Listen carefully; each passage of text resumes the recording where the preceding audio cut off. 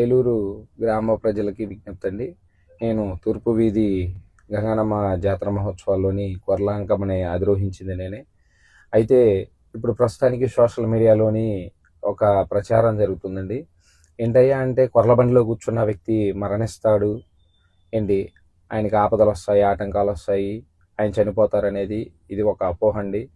మంత్రోపాసన ఉంటే ఏది జరగదండి, ఎటువంటి పొరపాట్లు అవరోధాలు ఎదురవ్వవు. అదేవిధంగా ఆ గంగానమ్మ తల్లి కార్యక్రమం చేసి ఆ కొర్లంకమ్మని అధిరోహించి ఆ బండిలో ఉన్న అక్క మహాదేవల్ని వాళ్ళు చేసే కొన్ని కార్యక్రమాలని వాళ్ళ శక్తుల్ని కూడా అధిగమించి గ్రామ ప్రజలు సుభిక్షంగా ఉండాలని వాళ్ళని ఆశీర్వచనం చేసి ఆ కొర్లంకమ్మ కార్యక్రమం జరుగుతుంది.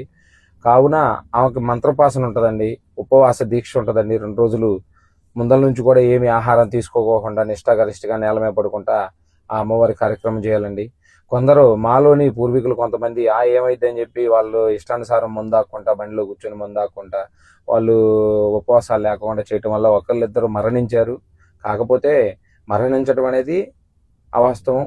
ఎందుకయ్యా అంటే ఆ తల్లిని అధిరోహించే శక్తి కావాలి, మంత్రోపాసన కావాలి.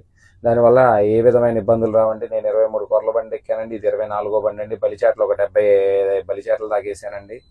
రేపొద్దున నేను వేరే చోట కూడా కార్యక్రమానికి వెళ్తున్నా, నాకేమీ అవ్వదండి. ఇటువంటివన్నీ కూడా మీరు నమ్మొద్దు, గ్రహించండి.